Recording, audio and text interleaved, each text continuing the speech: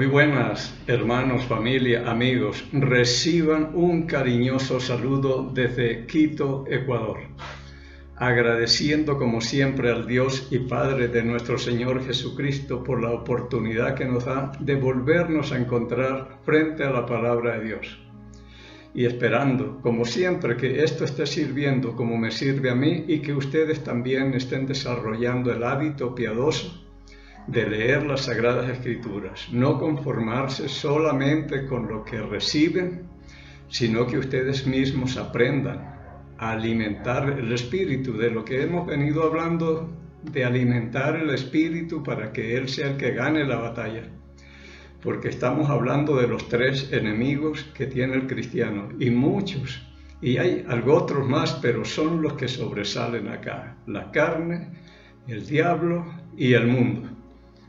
Tres enemigos que hay que derrotar, y la carne es con el espíritu. Usted empieza a leer la palabra de Dios y se va fortaleciendo hasta que llega a estar controlado por el Espíritu Santo y no por los deseos de la carne, ni estemos satisfaciendo los deseos de la carne, como dice la palabra, sino que andemos en el espíritu, porque a la carne no le debemos nada, al diablo no le debemos nada, al mundo no le debemos nada. Todo se lo debemos a Cristo, aquel que murió y resucitó para podernos justificar por medio de la fe en Cristo el Señor. Padre Santo, en el nombre de Cristo el Señor, nos acercamos a usted siempre con reverencia y con gratitud, Señor, porque usted ha hecho cosas extraordinarias para nosotros. Gracias por dejarnos este don de la oración. Y si usted no nos responde orando y hablándole así como le hablo, entonces hay otro medio, que es el de clamar, es el grito desesperado, es la única oportunidad, es como que no tenemos más chance sino este, y tenemos que clamarle. Y usted no desprecia eso, Señor. Un corazón contrito y humillado delante de usted no lo desprecia. Hemos visto muchos ejemplos y tenemos esta arma poderosa, porque esta es un arma poderosa para vencer a uno de los enemigos, a Satanás. Con la oración lo podemos resistir. Así que, Padre, muchas gracias por dejarnos las herramientas necesarias, equipado, la armadura, todo lo tenemos para que podamos tener la victoria sobre la tentación, el pecado, sobre el mundo, la carne y el diablo. Y pidiendo, Padre, que el Espíritu Santo siempre sea el Maestro, que me enseñe, me recuerde y me guíe toda la verdad, pidiéndole y agradeciéndole estos favores por el nombre y los méritos de Cristo, el Señor. Hoy vamos a abrir nuestras Biblias en Éxodo capítulo 1. Estoy leyendo Éxodo en este tiempo, ya terminé Génesis y estoy en Éxodo. Y me parece muy interesante. Este es uno de mis libros favoritos, porque aquí es donde veo yo quién es Dios. Aquí lo puedo conocer mejor, porque el Dios del Nuevo Testamento es muy distinto al del Antiguo. Aquí es donde nadie pudo mirar el rostro de Dios y vivir. En el Nuevo Testamento escupimos ese rostro, lo golpearon, le dieron puñetazos, bofetadas y lo desfiguramos. Es otra cosa lo que vemos allá a lo que veo acá, pero dije, este es el Dios que yo trato de conocer. Allá fue pura gracia, misericordia para con nosotros, el inocente muriendo por los culpables y el justo por los injustos para llevarnos a Dios. Entonces, aquí lo vamos a ver en otra forma. Aquí aparece un tal Faraón, que es el rey de Egipto, en el capítulo 5, cuando Moisés y Aarón llegan para que deje ir al pueblo de Israel, y él dice, yo no sé quién es Jehová, y tampoco los dejaré ir. Así que todo lo que hace Dios aquí, creo que hasta el capítulo 14, donde llega Faraón y su ejército, es para que conozcan. Dijo, yo no lo conozco, pues lo van a conocer. Y Dios empieza a manifestarse de una forma extraordinaria. Y al a hacer maravillas tremendas, porque el propósito era que el pueblo de Israel lo conociera y entendiera, es el Dios omnipotente de Jacob. Y hizo cosas extraordinarias, y como dice un siervo de Faraón, no te das cuenta que Egipto ya está destruido. Y hasta que lo probó con todo y lo conocieron. ¿Quién era Jehová? Pero lo conocieron demasiado tarde. Así que estamos hablando de algo importante cuando cogemos este libro. Ahora, en el capítulo 15 de Génesis, el versículo 13, unos 2-3 versículos, habla de que Israel, cuando hizo el pacto Dios con Abraham, le dice, pero ten presente que tu descendencia morará en tierra ajena y serán esclavizados por 400 años. Así que lo que está aquí es el cumplimiento de ese pacto, esa profecía que habló Dios con Abraham. Y saldrían a la 4ª generación y saldrían en medio de gran riqueza, porque aquí despojarían a los egipcios cuando ya salieron. Dios dio gracia y pidieron alhajas, ropa, oro, todo lo que quisieron y les dieron. Ahí recuperaron algo de 400 años de servicio, quizás gratis. Es tremenda la situación, pero vamos a llegar a lo que estamos estudiando, a clamar y a orar. En el capítulo 1, bueno, dice que entraron 70 personas entraron allá a Egipto. Ya José estaba allí. Pero vamos a leer desde el versículo 8. Éxodo capítulo 1, versículo 8. Entre tanto se levantó sobre Egipto un nuevo rey que no conocía a José, y dijo a su pueblo: He aquí que el pueblo de los hijos de Israel es mayor y más fuerte que nosotros. Ahora pues seamos sabios para con él, para que no se multiplique y acontezca que viniendo guerra, él también se una a nuestros enemigos y pelee contra nosotros y se vaya de la tierra. Siempre me ha llamado la atención esto de se levanta un nuevo rey, un nuevo faraón, que no conoció a José, y nosotros hasta el día de hoy lo conocemos y sabemos y todo lo que Dios hizo con este muchacho de 17 años, hasta los 110 que murió en Egipto. Sabemos la historia de José y es tremenda historia de José y todo lo que Dios hizo con este pueblo, con José, con Jacob, con Esaú, Isaac y Rebeca y todo, es para llegar al cumplimiento de esta profecía. Así que este rey dijo, bueno, y si no lo conoció algo es porque Dios le borró el cassette, porque todo tenía que darse como sucedió acá. Entonces él se dio cuenta que el pueblo de Israel se estaba multiplicando y era más numeroso y poderoso que ellos, y tuvo miedo. De pronto tenemos guerra y ellos se unen al enemigo y se nos van. Así que dijo, hay que ser sabios con este pueblo. Versículo 11. Entonces pusieron sobre ellos comisarios de tributos que los molestasen con sus cargas y edificaron para Faraón las ciudades de almacenaje, Pitón y Ramesés.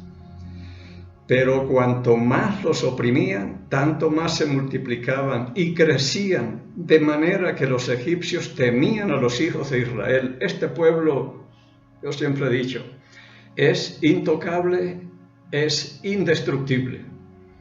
Solo Dios puede acabar con él cuando quiera, pero este siempre tendrá la victoria. Este pueblo no lo van a destruir así como intentaron acá.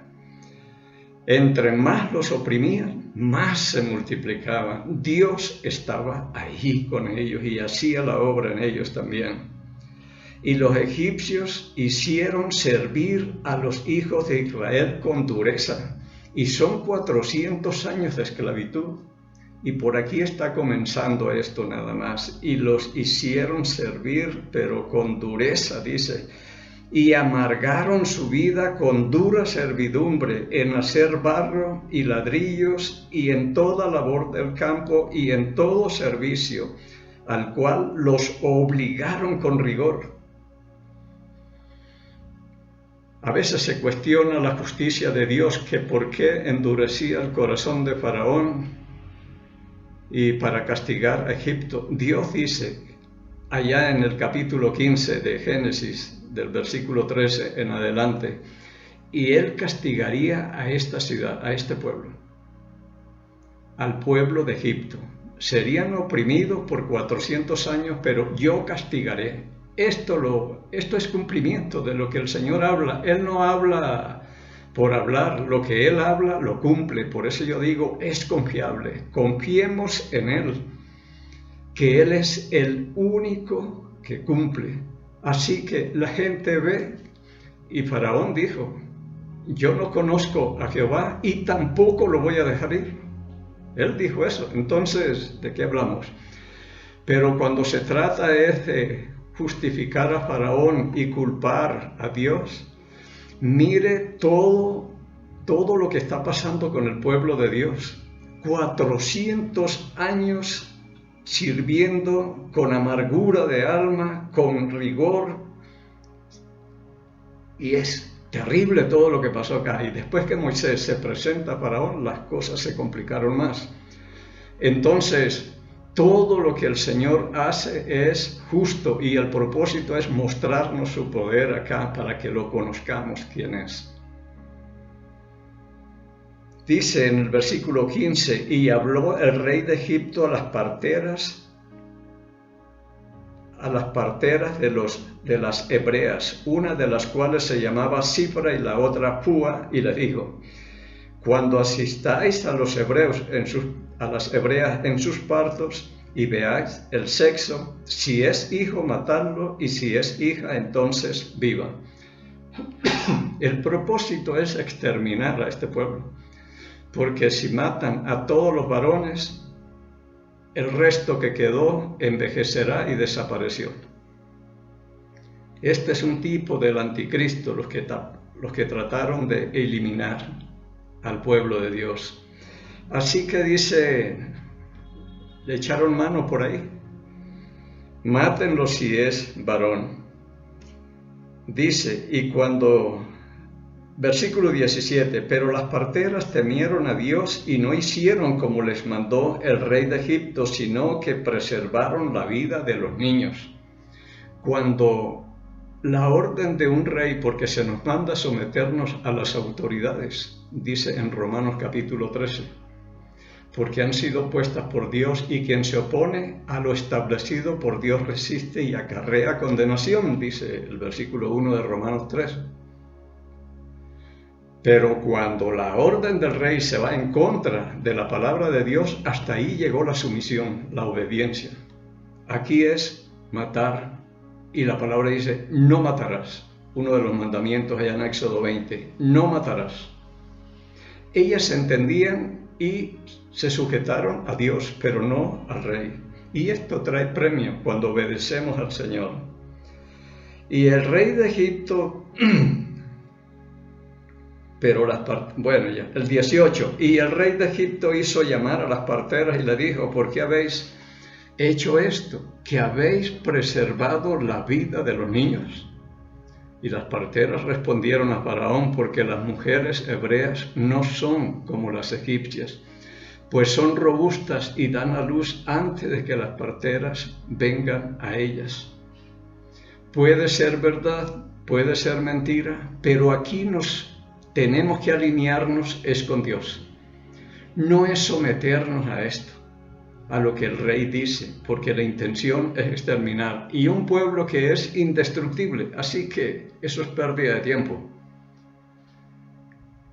El versículo 20 dice, y Dios hizo bien a las parteras y el pueblo se multiplicó y se fortaleció en gran manera. Así que cuando hacemos es la voluntad de Dios, esto trae bendición. Esto le va a traer mucha bendición. Dice que Dios hizo bien a las parteras. por haberle obedecido a él y haber desobedecido a las autoridades. Como les digo, en estos casos, pues no estamos obligados a obedecer. Por allá en el capítulo 4 del libro de los Hechos, cuando a Pedro y Andrés y a los apóstoles le dijeron: no queremos que enseñen más en el nombre de Cristo, el Señor. Ellos dicen: juzguen si esto es justo, obedecer antes a los hombres que a Dios. Pues nosotros no podemos dejar de decir lo que hemos visto y oído. Seguiremos hablando y sometiéndonos al Señor. Porque la voluntad de Dios es esa, que compartamos a Jesucristo, que prediquemos la palabra de Dios. Y si nos prohíben, ahí sí nos toca tomar decisiones. Hoy es un paseo y estamos de vacaciones. Pero quizás nos llegue el tiempo en que tendremos que decidir, como las parteras, ¿qué hacemos? Es el rey de Egipto, nada más ni nada menos. Y si le llevamos la contraria, ¿cuáles serán las consecuencias? Pero Dios estaba viendo que éstas se alinearon con él y les hizo bien a las parteras. Versículo 22. Entonces, el versículo 21, y por haber las parteras temido a Dios, él prosperó sus familias. Y digo yo, la clave, ¿cuál es? La obediencia a la palabra de Dios, a lo que Dios dice. Pero si yo quiero obedecer lo que dice Dios, yo tengo que estudiar, leer y conocer bien la palabra de Dios para saber qué decisión tomar. Porque si yo no conozco qué dice la palabra de Dios, entonces ¿de qué estamos hablando acá? ¿Cómo le voy a obedecer a alguien que no conozco, ni sé qué ha hablado ni nada? Si Cristo dijo en Juan capítulo 12, versículo 48, las palabras que yo les hablé, ellas les juzgarán en el día postrero. Pero ¿qué palabras habló si no leemos, si no sabemos? ¿Qué fue lo que él dijo? Que esa va a ser la cuestión de justificar o condenar a alguien. Las palabras que Cristo habló, ellas nos juzgarán, nos justificarán en el día postrero, de acuerdo a lo que nosotros tengamos que ver con esas palabras. Pero si no leemos la Biblia, ¿cómo sabemos qué habló Jesucristo? ¿Y por cuáles palabras vamos a ser nosotros juzgados o justificados?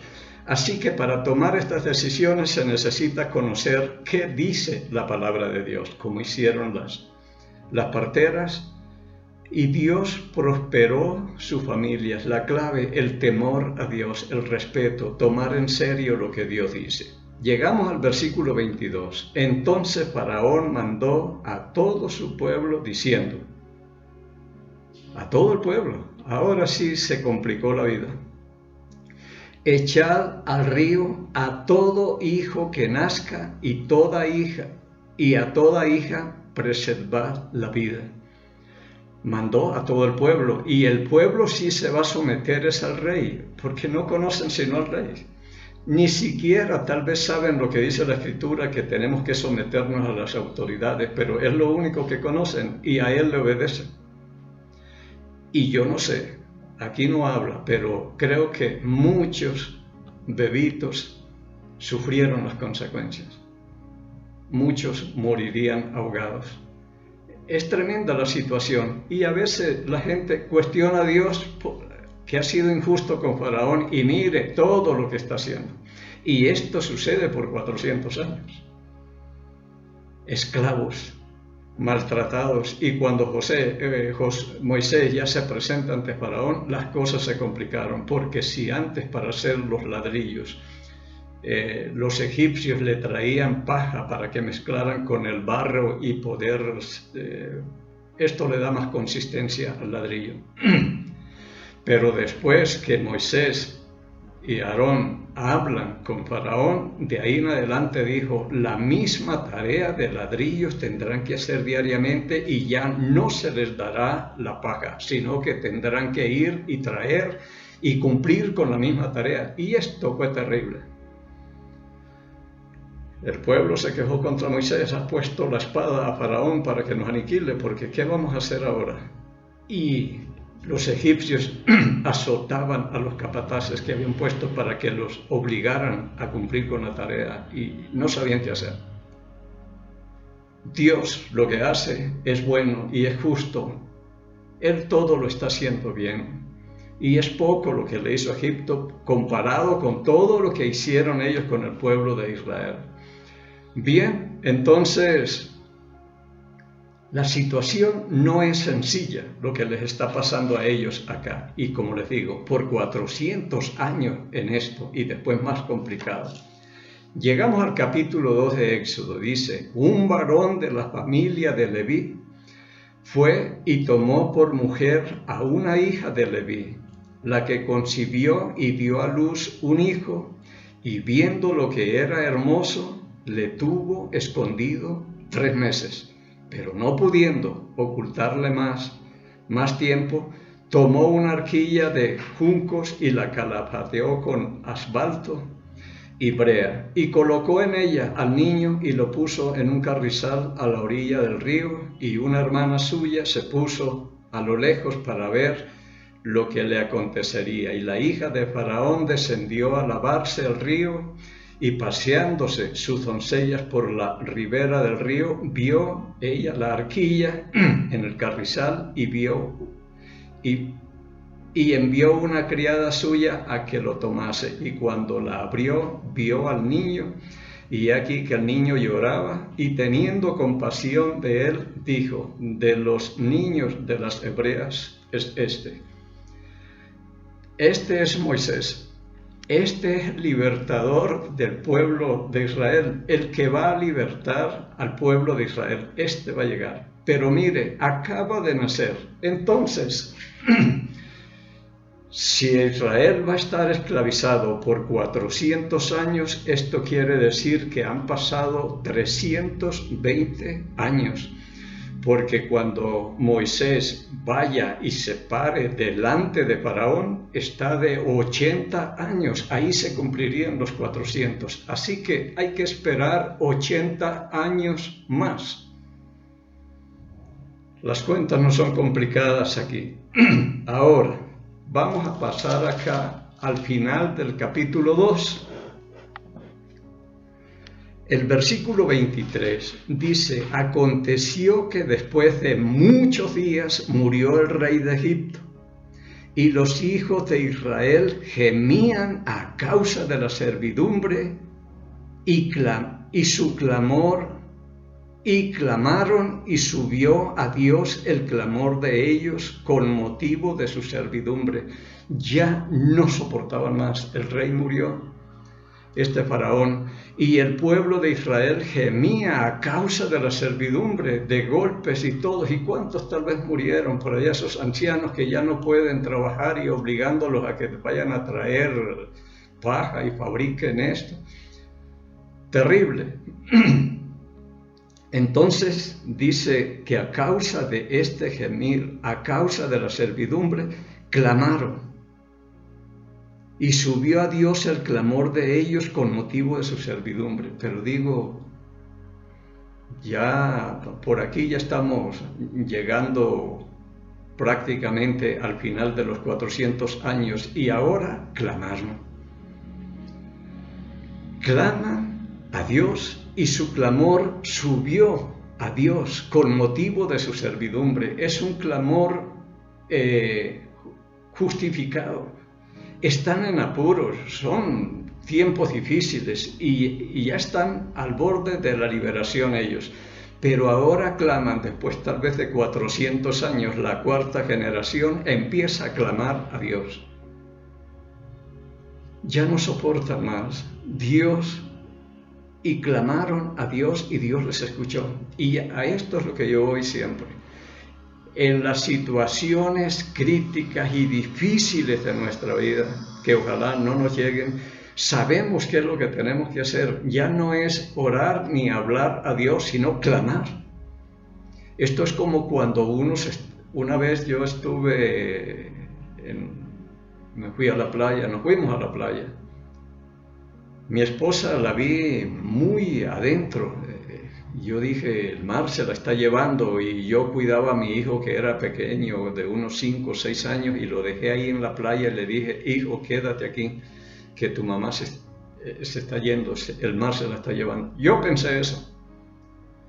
Y me fui, en lugar de dar la mano, me fui por detrás para empujarla y sacarla así, y me agarré, y ya yo me fui y empecé en un remolino y ya no podía salirme, es decir, me metí en problemas.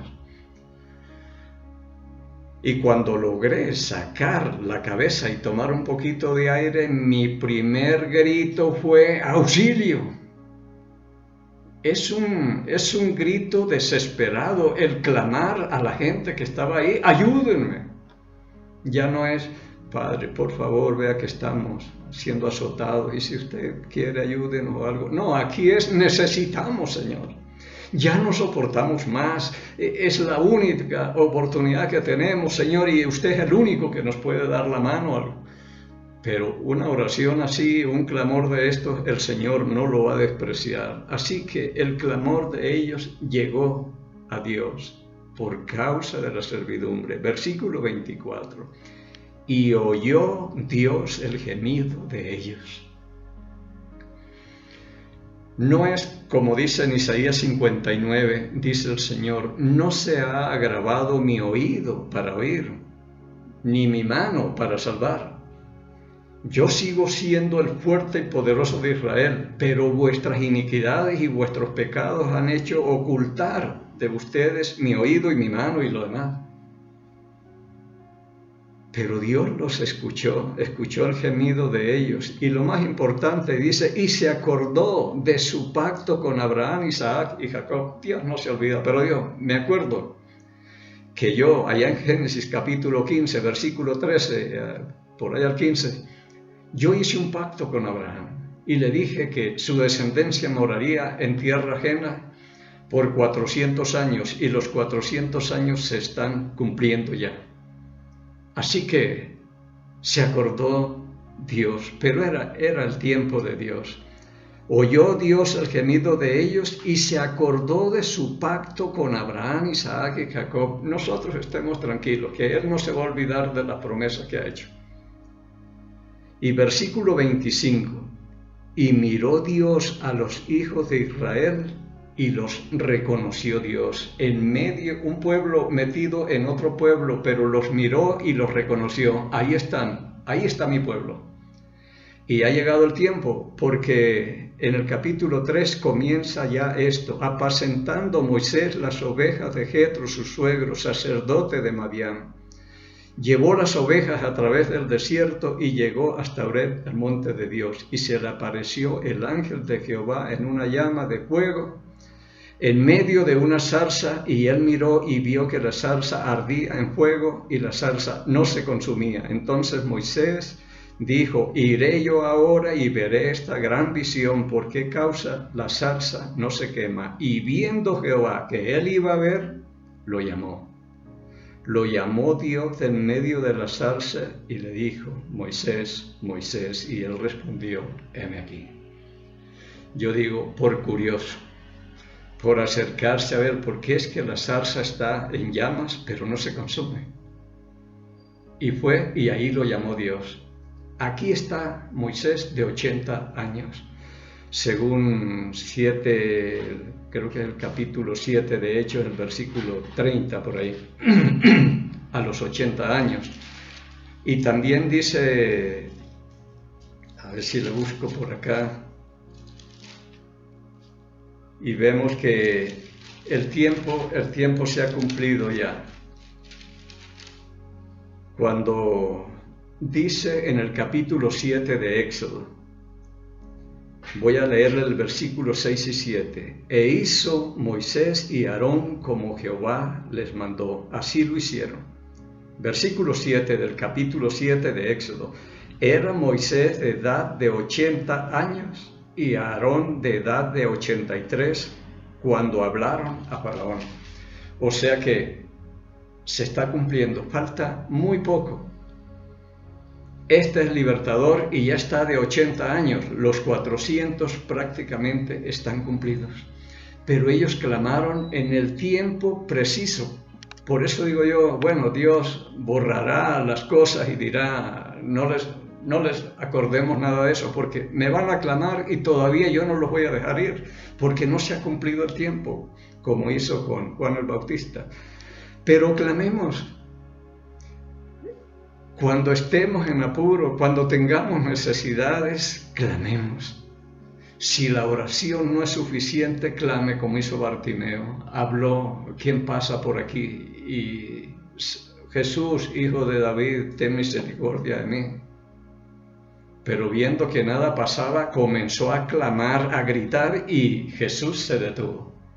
Eso tenemos que hacer. Muchas veces es gritar, un grito desesperado, que mostremos una necesidad real y una dependencia de Dios siempre en Él, que es el único que nos puede ayudar. Bueno, dejemos por hoy así.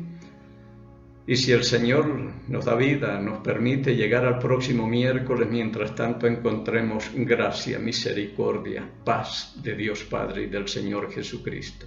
Bendiciones.